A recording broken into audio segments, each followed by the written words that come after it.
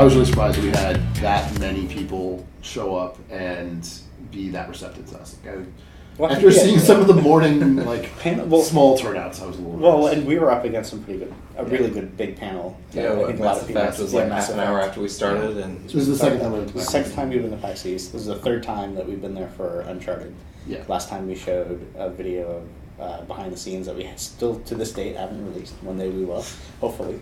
Oh, the 2-player thing. Yes, 2-player thing. Yeah. But this is the second time we've come back with sort of a talk about our development process.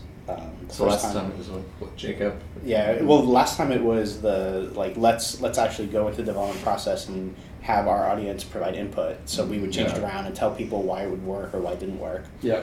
Which is really cool, but I think we did a really good job. You did a really good job with all of this stuff. Yeah, I think getting the behind the scenes stuff, that was like, because the last one we did was more like, oh, this would have been a chapter in Uncharted 1, behind it was like chapter 3.5 or something, right? And how we would have done it. Right, how we would have done it, like the considerations that we put together when we're building out the block mesh and like what we want people to look at. And so I think that actually really laid the foundation pretty good for this one, because now it's sort of like, all right, let's show you how we're actually doing it in your iterative videos, which we've never been able to show that. Yeah, well, we were fortunate. We made some videos early on about those different early blockouts and stuff, because that stuff actually doesn't exist anymore. Really, the playthroughs definitely don't. So it's cool to see, for us to go back and just kind of see what our process was. Yeah, I think also that it was awesome that people didn't have to wait. Like last time, the problem was when the first talk happened, you had to wait 4 hours because of the way it was in the old convention center and the room was too small, and we'd just come off Uncharted 2, so there were a lot more people that wanted to get in, and I think this time being in whatever the new convention center made a huge difference. A big room, and people didn't have to even in the lineup, they were really smart. They had their own little section where they could line up and stuff, so they didn't have to the last time it was down a hallway, down a stairs, and through a cafeteria, through a parking garage. Yeah, it was awesome. And then also just the people that hung out after, it was really cool to get to talk to all the people that, we actually had time afterwards where we could answer people's questions and stuff. Yeah, there was a lot of questions that didn't really get answered in that. Yeah. Did you talk to anyone that saw our live stream? I told the people that worked here. What did they think? They liked it. From the live stream? They have to. They have to. Yeah, my wife watched it, actually. My wife watched it, and my mom. So, and they said it was great. I was really excited to hear that they were live streaming stuff. They pick us to do that. It was on Flash though. Next time, something that's iPad compatible. We got to talk to the Twitch TV people. Yeah, exactly. Yeah, I thought the show overall was awesome. I thought that it's such a cool show, right? It's all fans and it seems a lot more laid back than a lot of other shows, like even GDC. I mean, it didn't seem as crowded on the show floor, and I mean, while there definitely were some lines to wait and see things, but just walking around, it didn't feel as crowded as other places, and people just seemed like they were having a good time, and it was fun. I loved seeing the back of the showroom floor had tables set up with and they had panels where they would teach people how to play DD, for instance, at every single skill level. I wish I would have since we had more time. Yeah, we took off before we'd be able to. Able to see I really liked our walk through the board game section. Yeah, I actually thought if this went on one more day, I would sit down on one of those D&D. Yeah, exactly. And play again. Yeah, that Pathfinder thing, it all looked awesome. I wanted to nerd out. I mean, I saw guys it looked like they printed out their own games and stuff that, put their little own figurines and stuff, and just sat down and just try to invite passerbys to play this thing. And you could check games out even. Which is awesome. Yeah, you could go over to a booth and be like, I want to try that game, and they would lend it to you. It's awesome. Well, we picked up a role-playing game. We did. Fiasco. Which looks awesome. Which you were reading it, and I was like, well, this sounds interesting. And I'm reading the description a little bit more, and I'm like, okay, so a role-playing game inspired by the Coen brothers. Film sort of. It looks awesome. That sold me. Yeah. We'll have to play that soon. Yeah, we're going to play it. We'll do another one. We'll do a podcast about when we about playing it. Maybe we should just podcast the playing experience. No, don't get me started. That's such a great idea. It's so nice to be able to go to these shows and then see other people in the industry and have them be laid back too. E3 is always crazy, and people have to do demos and feel like they're working what I mean. I felt like the people we talked to that were designers and stuff from the industry were all relatively more laid back than they would have been at sort of a more formal show, which is awesome. I love PAX. It's always such a friendly show. The vibe is always really great. Yeah. Well, everyone's just real excited to see your stuff. That's a great feeling. So And that was great at our presentation too. People Yeah. were very excited about it. So. Yeah, the amount of cheering was awesome. And I also thought that just the show floor was impressive. There was lots of really cool other stuff there. Like there were so many cool games. Like Firefall looked awesome, and Assassin's Creed the demo was awesome, and Rockstar, like the Max Payne stuff was amazing. And we have to give a shout out to Geronimo. Thank you from Rockstar for letting us come in and see your stuff. And who did we meet at 2K? Who was it? Oh, Chris Failer. Chris Failer, who let us in for the Colonial Marines. Thank you very much. We had no time, and he managed to slip us in the back of the room, which was awesome. That was very nice. And that was very cool, because otherwise we never would have been able to see most of the stuff.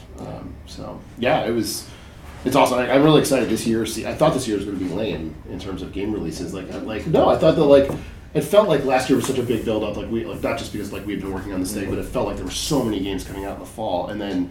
Now I'm looking at the schedule, I'm like, oh my god, there are almost as many huge things coming out this fall that I want to play, and I'm going to get broke.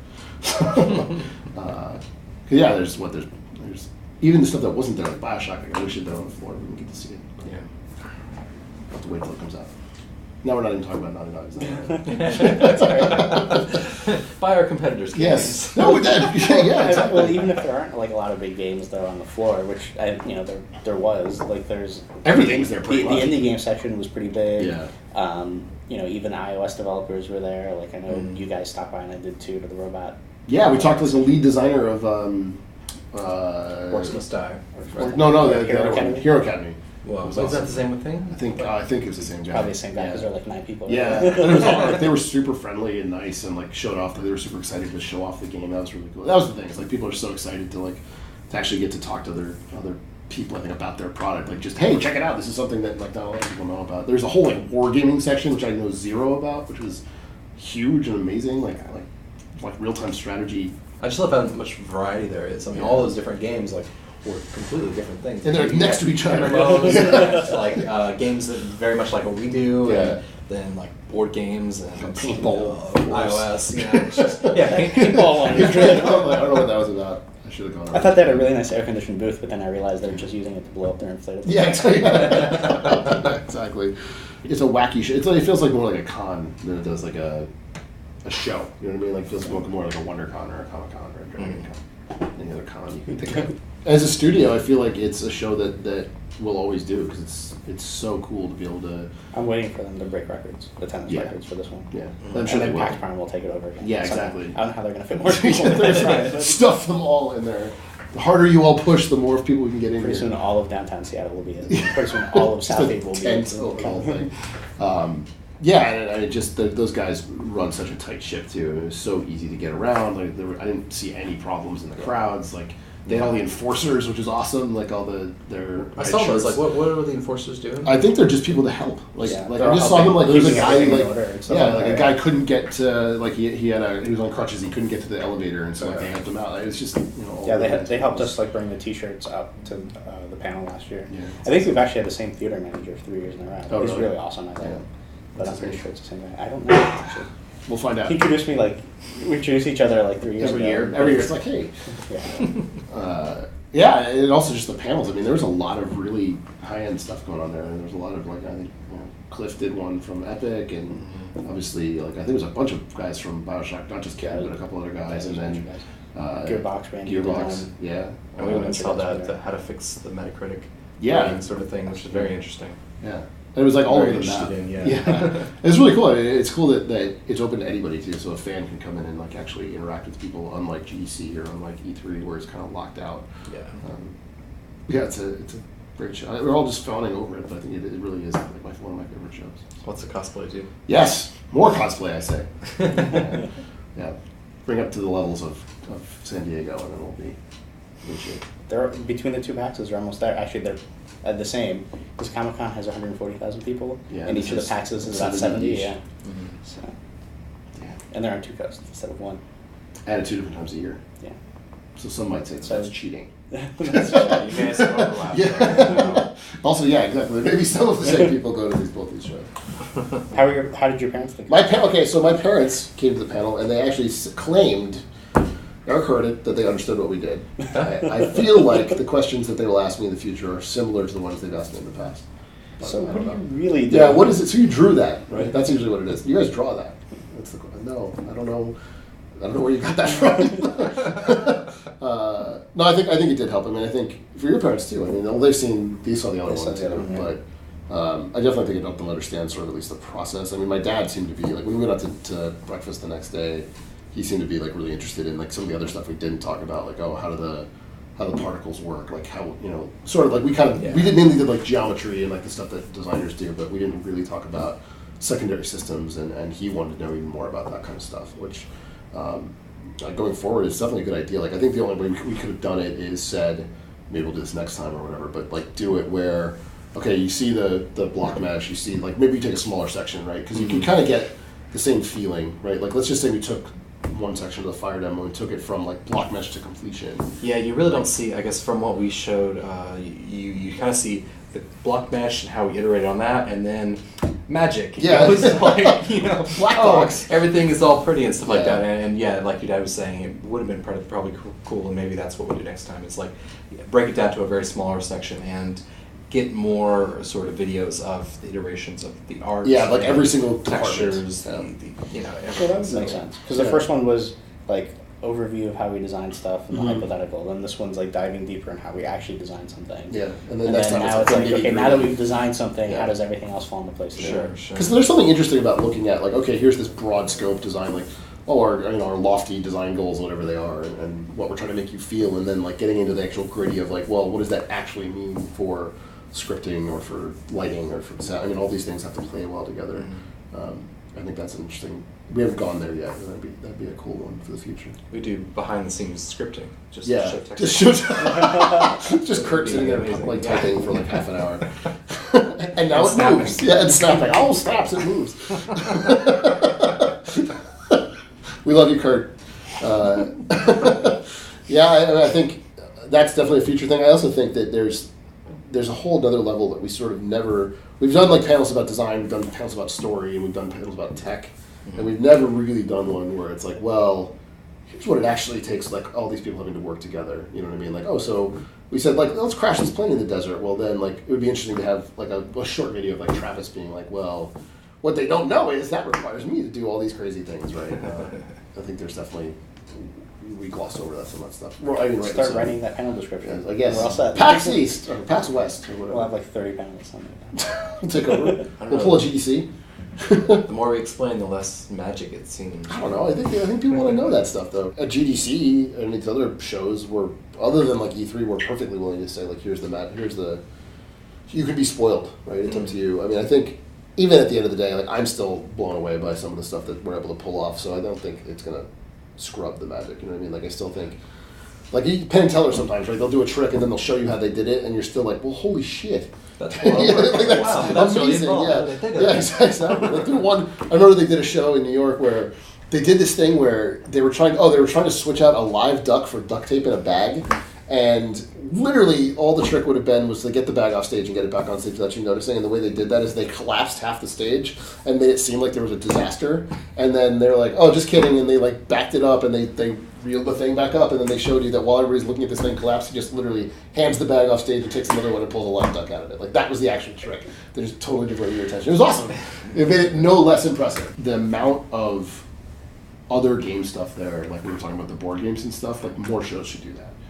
Because I felt like there's like a huge crowd there of people that are going to purchase that stuff, and it kind of sucks that like PAX is the only place that really brings all these different forms of games together. Like even GDC, you'd think that there'd be some. Their game designer's a game designer, right? Yeah, and they really are so related. Yeah, you know? It's I think the same game design process if you're doing a board game versus what we do. You know. Yeah. It is the game developers conference, not the video game. Exactly. Yeah, well, seriously, like I mean, there's something to be said. Like I know that there's a different thing. It's a kind of big show as it is, but yeah, like there's a lot of the same principles, a lot of the same rules apply. I mean, I think that we could definitely. I mean, you look at some of these awesome board games that get turned into iPhone games, and they're all still awesome. I think that no matter what, like even if we had gotten zero press out of it and nobody knew about it, it was still worth it in terms of connecting with our fans and connecting with people that like games. Like I think that's something we don't get to do often enough anyway. So we got some really good questions at the end of this one, which I think to me it's always been a really good temperature check on how interesting or how good the panel was. If the questions were really directed towards what we were showing or in that thing, and it wasn't somebody coming up and going, well, in chapter so-and-so, when so-and-so did X tiny minor thing, right? Like, that it was very on topic, and I thought that was really cool that, people understood and wanted to dive deeper into what we showed them. Yeah. Are we to believe that Drake is some sort of magic person? No, I think there was no questions like that. And the thing is, we've never gotten questions like that. We always get, our fans are really intelligent, and it's we always get awesome things. They actually, sometimes you're like, oh, crap. Well, we thought about that, but we hope you wouldn't notice. And I think that's awesome. Like being able, the best questions are the ones where you're like, wow, that really made me think. Like, oh, think of it in a different way. Think of something that's a new topic we've never really thought of. Eric and I got to walk around downtown some and get to show off where we got married, which is awesome. Where I got married. Not Eric and I got married, but my wife and I got married. You could. Well, we could now. Good for you, Massachusetts. Come on, California, pull your shit together. I enjoyed my trip much more than the last time I went to True. Boston. You should tell your story about Boston. That's So last time I went to Boston, we were on vacation, and my wife and I, and we went to downtown Boston, and we were staying at a hotel downtown, and the point at which we drove by and actually looked down the street and we saw the hotel, it was right there. It was walking distance away, but we couldn't park or anything. So the time between that and when we actually pulled in the garage and parked, hour and a half. An hour and a half, and if you've never been to Boston, it's like tiny little one-way streets, paths, horse paths. That was your mistake. You should have rented a buggy. I should have. Yes, this one pony town. It's but there was a lot of construction back then, much more than this trip, and it's all one-way streets because the streets are very narrow, and so. I keep trying to turn left, and then that turns, and then all I can do is turn right, and you finally turn, you see, oh yes, there's a one way that's finally going the right direction. You get up there, and a cop's like, no, go that way, wrong way on the one-way street, and it was a nightmare. So we got at our hotel, just took a nap, and we were like, well, we'll order room service or whatever, and then the next day we went to go see the USS Constitution, which is this awesome sailing ship, but then after that we were like, screw this town. Get out of here. But this trip, much nicer. The weather was great. It was nice and cool, and we walked everywhere. We walked all everywhere. over the place. We stayed right. It was awesome. We stayed right downtown, and we were a mile from the convention center. And we walked to the convention center. Though sometimes we just took taxis. Yeah. Well, we had a lot of stuff to carry sometimes. Yeah. 45-pound box of posters. Yes. My geekiest moment, was when I walked past I think it was the Dungeons and Dragons booth, and they had Dries Do'Urden standing there with his Panther Guinevere. I'm like, oh my god! I remember reading this book. Because they were doing the Underdark expansion for and I actually geeked out. I was like, wow, this is one of the guys that I read constantly when I was in middle school and elementary school. So did I. It's awesome. I never read that. You should. That was my first online handle ever. It was just. You got it? Really? Yeah. I'm so glad. No, but not online internet, online local BBS, somewhere in Connecticut, where you're on You're playing Matthew Broderick. You're on the old you're on Usenet reading news groups through somebody else's board. That's pretty cool. So, I'm surprised that and all the 15 people I got it. So me and my 17 friends. Yeah, I thought that was really cool. They had the load lifter from Aliens was awesome. Yeah.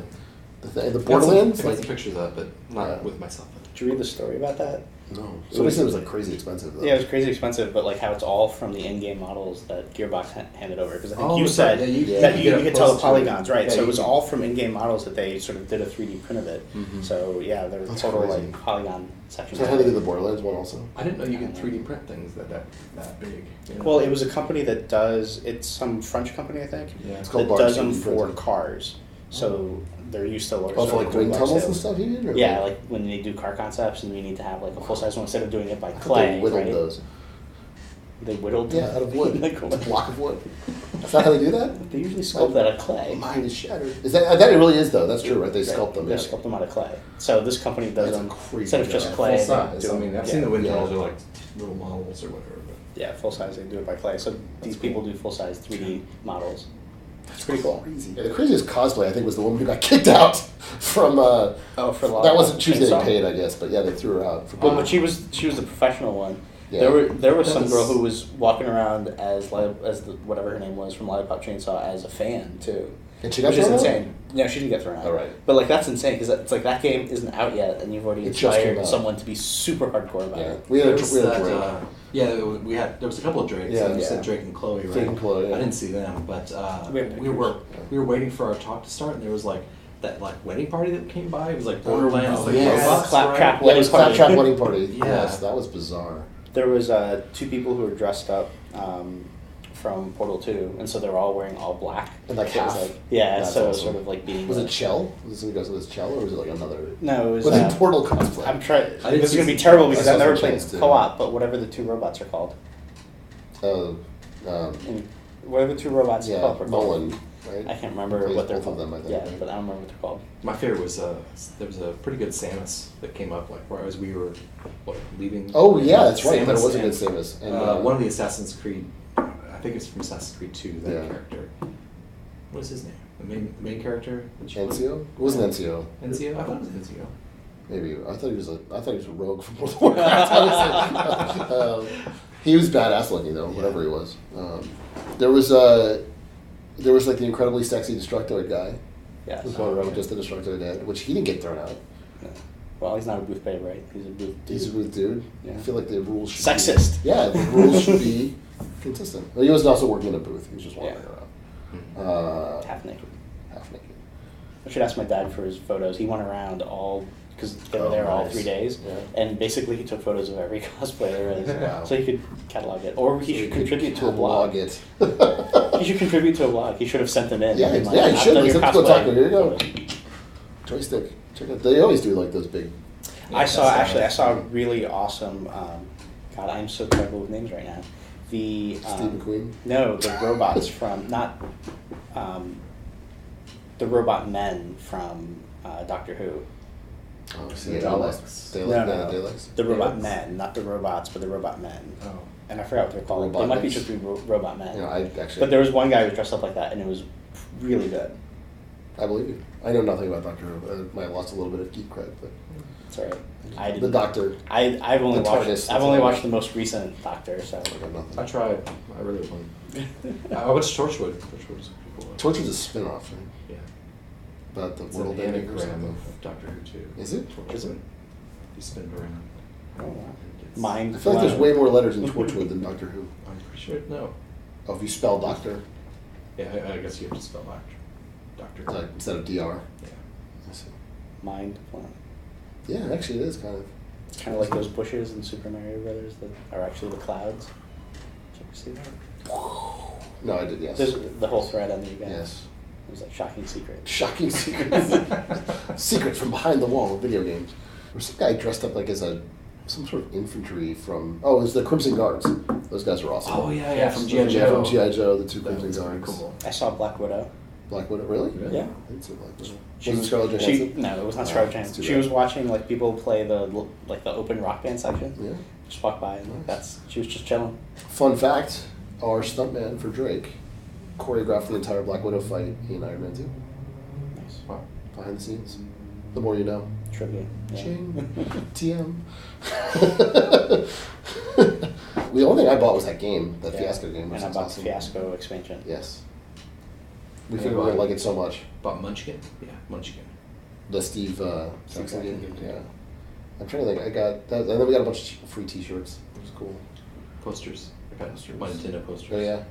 Got a what? Kid Icarus? Xenoblade? Oh, Xenoblade. Yeah, yeah. They had a lot of stuff though. Actually, if you wanted to get merch like that as a show for it, there was All right. all kinds of stuff. Saturday we went over and just enjoyed the show, and Arne was out till like 4 a.m. or some craziness. Not up till 4 in the morning. I thought you went to like that talk at like 2 a.m. or something. Oh, So- that was Friday night. Where That's what I'm saying, Robert Friday Cruz night. talk, which was awesome. Was There right we go. That's something we at missed. midnight. Yeah. That was awesome. Like to not only think that like someone decided to have a Q&A that At starts at midnight, yeah. at PAX, but he filled up like one of the largest rooms there. There was probably at least 1,000, 1,500 people in that room, like all, and it was packed. All hearing him have a Q&A about That's awesome. random stuff. It was really good. Just about the show or just about Penny About Arcade? about Penny Penny Arcade. Arcade, about his life. Someone was asking him like if he has a family life, like really insistent about it. Wow. I'm like, Robert's on Twitter. Like if he had a family life, you'd know. He'd tweet about it. I'm sure. Nice. That's awesome. I don't know. It was really good. Yeah. Everybody really liked it. Like I don't know how he does it. Like between all of the shows that he does, plus running Penny Arcade, like. Does he do Child's Play too, or is that? He helps out with it. I mean, they obviously have people, but that all goes through him. He talked about how he started working at Penny Arcade too, which is fascinating because he was working for, man, I can't even remember what it was he was working for, but anyway, he'd met the guys, and he basically gave them a proposal and was like, you don't have to pay me for whatever it was, like 4 months, 2 months, and if I don't make up my worth in those months, then you can fire me or whatever. And you made good? Yeah. Wow. Years later, he's still there. Damn. That's crazy. Very bold way to go. That is a pretty bold way. It's like the guy, the famous story about the guy with the brick in the advertising agency. He gets rejected, right, and he goes outside and wraps his resume in a brick and shuts the window. Do I have your attention now? Bold. Did that get the job? Allegedly, yes. I doubt that ever happened. It's apocryphal. I think. He probably would have been sued in small claims court. Yeah, exactly. For the window. And he had no money and he went to jail and died penniless. Yes, we're going to every PAX from now on, I say. Even if they do PAX Moon and you have to go there on the Virgin Express jet, then you will somehow go. Yeah, I think PAX is, like, seriously, it's my favorite show. It's awesome. I want to go to PAX Prime. I've never been. You've never been. But my sister lives there now, so I have an excuse. And I can go crash at her. Just think of a panel. That's all it takes. Well, okay. All right. Justin rambles for an hour and a half. Justin talks about his first band names. That'll work. There you go. Justin and Eric reprised their previous panel. I don't think that'll. We'll just send them a video. Yeah. We'll take this and put it up on stage and show it. Does that count? We'll be like, no, but then I don't get to go. That sucks. No, go. We'll just you like can say you're going, and and then you just put the video up.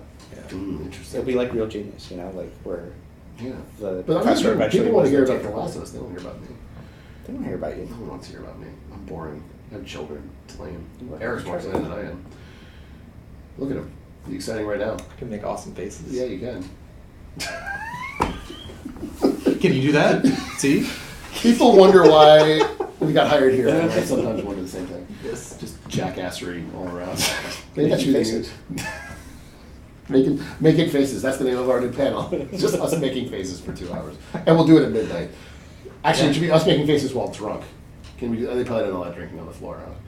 Well, there was. It would get special compensation. There was a bar at the Boston Convention Center, so That's maybe right. you just only have to do it at PAX East. Okay. We can always get drunk, and then go. That's true. Yes, we can fake it, is what you're saying. I feel like if we can, as long as we can walk through the door, we'll be fine. Yeah.